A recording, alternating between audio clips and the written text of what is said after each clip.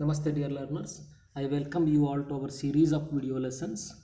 Today we will discuss a poem called Freedom written by Jayant Mahapatra, one of the best known Indian English poets, and it was he who received Sahitya Academy Award for English for the first time.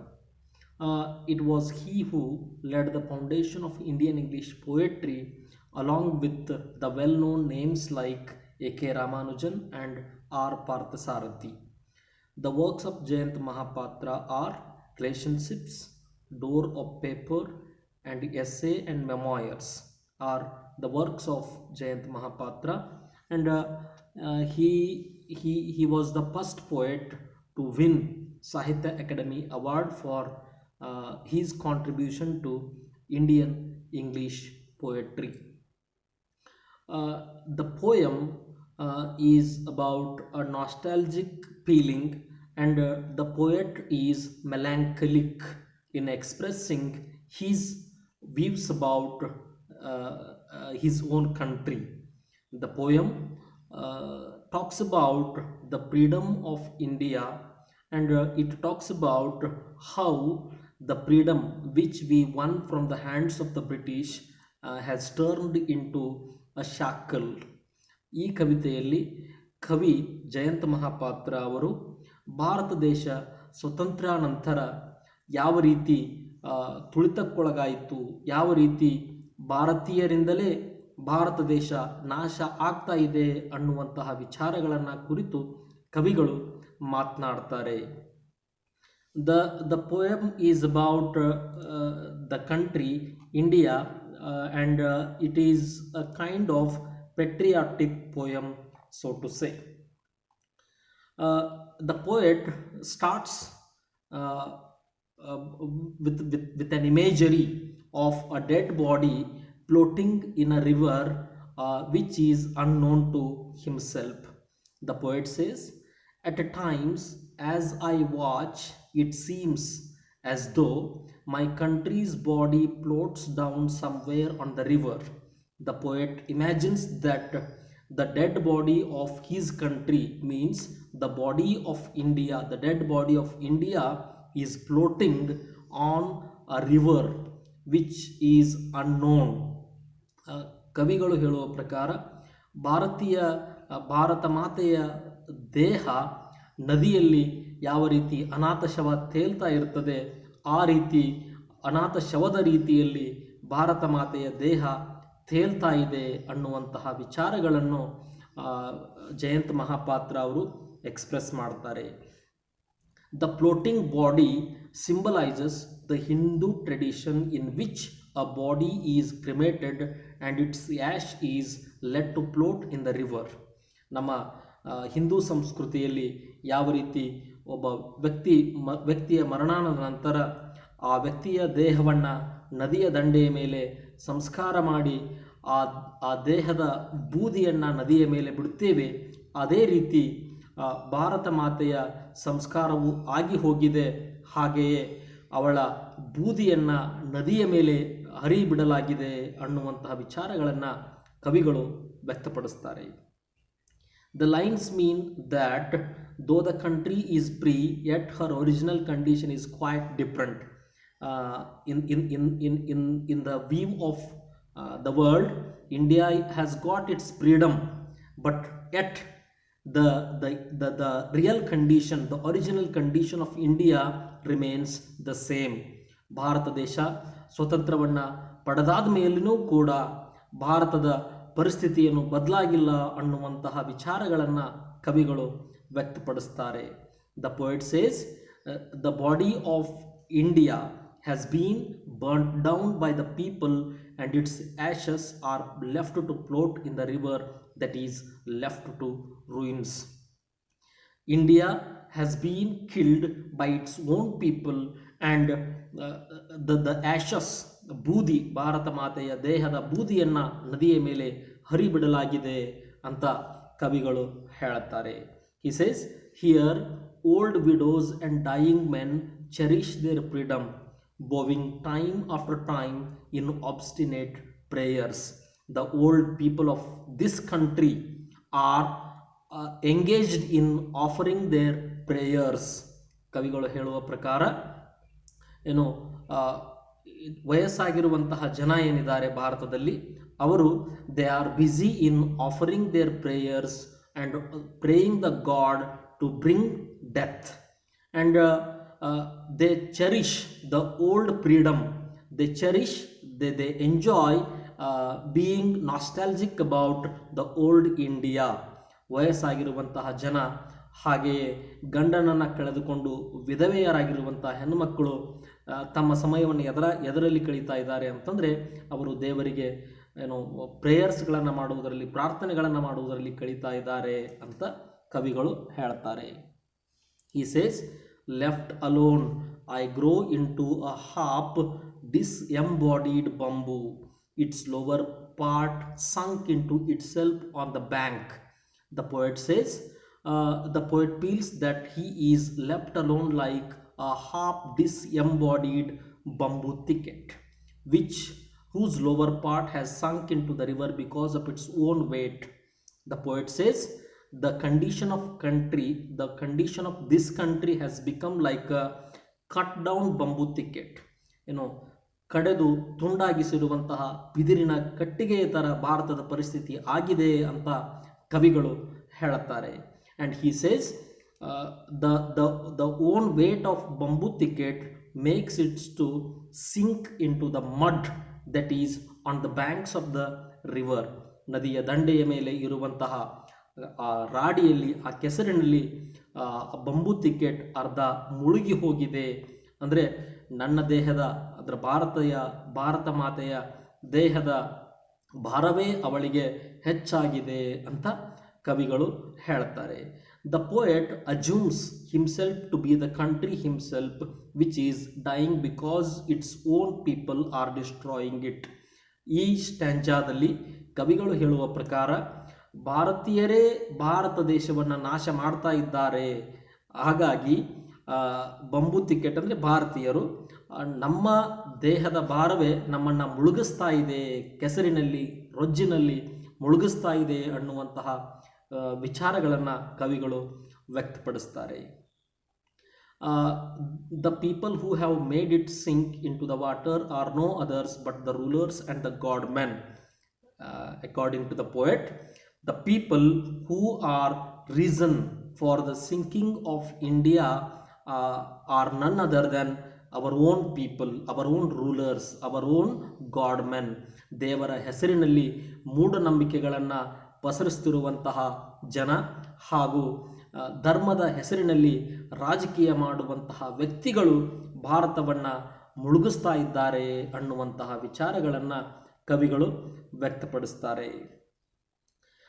While the children scream with this desire for freedom to transform the world without even laying hands on it, the young people of this country, the young people of India are dreaming about a change, are dreaming about building a new country, but they are not at work because they are very lazy.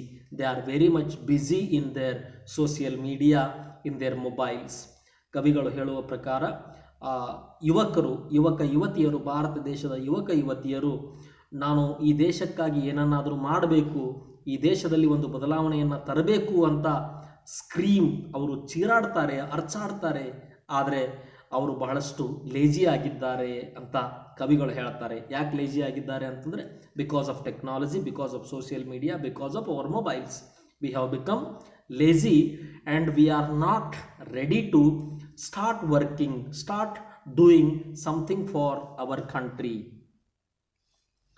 The poet says, in my blindness at times I fear I would wander back to either of them. In order for me not to lose pace, it is necessary for me to be alone. The poet says that the condition of India makes me blind and I want to go back and I want to be one of those people whom I mentioned earlier. Means he wants to be either old people or young men.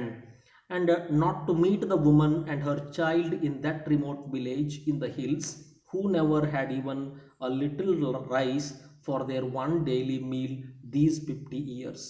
He mentions about a woman and her child who are dying of hunger, ಹಸಿವಿನಿಂದ ಸಾಯುತ್ತಿರುವಂತಹ ಒಬ್ಬಳು ಹೆಣ್ಣು ಮಗಳು ಮತ್ತು ಅವಳ ಮಗುವಿನ ಬಗ್ಗೆ ಕವಿಗಳು ಮಾತನಾಡ್ತಾರೆ. And he says, I have every desire to help that woman and the child, but I don't have anything in my hand. I don't have power, I don't have money, I don't have nothing to offer to those poor people who are dying of hunger, the poet says. ನಮ್ಮ ಕನ್ನಡದಲ್ಲಿ ಒಂದು ಗಾದೆ ಇದೆ, ಹೊಟ್ಟೆಯೊಳಗಿನ ಸಿಟ್ಟು ರಟ್ಟೆಯೊಳಗಿಲ್ಲ ಅನ್ನುವಂತಹ ಗಾದೆಯ ಪ್ರಕಾರ ಕವಿಗಳು ಹೇಳ್ತಾರೆ, ನಮ್ಮ ಭಾರತ ದೇಶದಲ್ಲಿರುವಂತಹ ಬಡ ಜನರಿಗೆ ಸಹಾಯ ಮಾಡಬೇಕು ಅನ್ನುವಂತಹ ಮನಸ್ಸು ನನಗಿದೆ, ಇಚ್ಛಾಶಕ್ತಿ ಇದೆ, ಆದರೆ ಅದಕ್ಕೆ ಸಹಾಯ ಮಾಡುವುದಕ್ಕೆ ನನ್ನ ಹತ್ರ ದುಡ್ಡಿಲ್ಲ, ನನ್ನ ರಟ್ಟೆಯಲ್ಲಿ ಶಕ್ತಿ ಇಲ್ಲ ಅಂತ ಅಸಹಾಯಕತೆಯನ್ನು ಕವಿಗಳು ವ್ಯಕ್ತಪಡಿಸ್ತಾರೆ.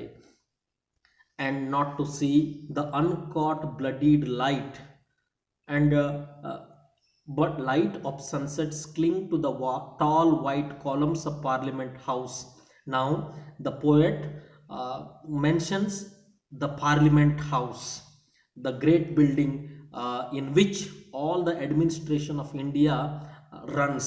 He says the bloodied light of sunsets, ಸೂರ್ಯನ ಕಿರಣಗಳು ಬೀಳುವಂತಹ ಪಾರ್ಲಿಮೆಂಟಿನ ಗೋಡೆಗಳು ಅಂತ ಅವರು ಹೇಳ್ತಾರೆ. And he says the people who are sitting in parliament are very much what they are very much neglecting about the growth of India.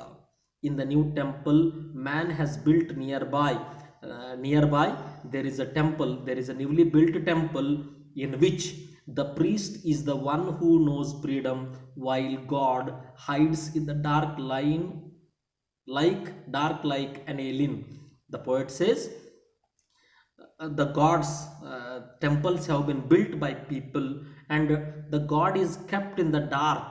ದೇವರನ್ನ ಕತ್ತಲಲ್ಲಿ ಇಟ್ಟು ಆ ದೇವರನ್ನ ಪೂಜೆ ಮಾಡುವಂತಹ middle man, priest, the agent, ದೇವರಿಗೆ ಪ್ರಾರ್ಥನೆಯನ್ನು ಪೂಜೆಯನ್ನು ಮಾಡುವಂತಹ ವ್ಯಕ್ತಿಗಳು ದೇವರನ್ನ ಕತ್ತಲಲ್ಲಿ ಇಟ್ಟಿದ್ದಾರೆ. ಹಾಗಾಗಿ only the priest has freedom and the people who are sitting in parliament house have seen the light but not the people. Parliament, ಭಾರತದ ಸಂಸತ್ತಿನಲ್ಲಿ ಕುಳಿತು ದೇಶವನ್ನು ಆಳುವಂತಹ ಜನರು ಮಾತ್ರ ಬೆಳಕನ್ನು ಕಂಡಿದ್ದಾರೆ ಹೊರತು ಈ ದೇಶದ ಜನತೆ ಅಲ್ಲ ಅಂತ ಕವಿಗಳು ತಮ್ಮ ಬೇಸರವನ್ನು ವ್ಯಕ್ತಪಡಿಸ್ತಾರೆ. And each day I keep looking for the light shadows find excuses to keep. Every day the people of India are I am sorry every day the people of India are searching for the light, the glow, but every day shadows of darkness, shadows of corruption find excuses to keep. Bharat ದೇಶದಲ್ಲಿರುವಂತಹ ಪ್ರತಿಯೊಬ್ಬ ವ್ಯಕ್ತಿಯೂ ಕೂಡ ಬೆಳಕನ್ನು ಕಾಣುವುದಕ್ಕೆ, ಹೊಸ ಭಾರತವನ್ನು ನೋಡುವುದಕ್ಕೆ ಬಯಸ್ತಾನೆ. ಆದರೆ ಈ ನೆರಳುಗಳು ಏನಿದ್ದಾವೆ, ಈ ಪಾರ್ಲಿಮೆಂಟ್ನಲ್ಲಿ ಕುಳಿತು ದೇಶವನ್ನು ಆಳುವಂತಹ ಜನರ ಕರಿ ನೆರಳುಗಳು ಹಾಗೂ ದೇವರನ್ನು ಕತ್ತಲಲ್ಲಿ ಕೂರಿಸಿ ಜಗತ್ತಿಗೆ ಸುಳ್ಳನ್ನು ಹೇಳ್ತಿರುವಂತಹ ಪ್ರೀಸ್ಟ್ಗಳ ನೆರಳಿನಲ್ಲಿ ಜಗತ್ತು ಮುಳುಗಿ ಹೋಗಿದೆ ಅಂತ ಕವಿಗಳು ಹೇಳುತ್ತಾರೆ. Trying to find the only freedom I know, the freedom of the body when it is alone. The poet says, I am not trying to find out the freedom that which we got from the British, but I am trying to find the freedom by which my body becomes alone and free. Here the poet wishes his death wish. He wants to die because there is lot of darkness, there is lot of poverty, and many people are dying of hunger and this man, the poet, could not live but think, could not live but think of death. He says, I want to be alone. ನಾನು ಈ ಜಗತ್ತಿನ ಜಂಜಾಟಗಳಿಂದ ದೂರ ಹೋಗಿ ನನ್ನದೇ ಆಗಿರುವಂತಹ ಒಂದು ಸ್ವಾತಂತ್ರ್ಯವನ್ನು ಪಡೆದುಕೊಳ್ಳಬೇಕು, ನನ್ನ ದೇಹಕ್ಕೆ ಸ್ವಾತಂತ್ರ್ಯವನ್ನು ಕೊಡಬೇಕು ಅನ್ನುವಂಥ ವಿಚಾರಗಳನ್ನು ವ್ಯಕ್ತಪಡಿಸ್ತಾರೆ. The freedom of the silent shale, the moonless coal, the beds of stream of the sleeping god. The poet says, the god is sleeping, and the earth has lot of coal which is hidden in its stomach, and I want to be like that gold. I want to be like the coal which is hidden in the earth. ಭೂಮಿಯಲ್ಲಿ ಹುದುಗಿರುವಂತಹ ಕಲ್ಲಿದ್ದಲಿನ ಥರ ನಾನು ಒಂಟಿಯಾಗಿರಬೇಕು, ಅಂತಹ ಸ್ವಾತಂತ್ರ್ಯ ನನಗೆ ಸಿಗಬೇಕು.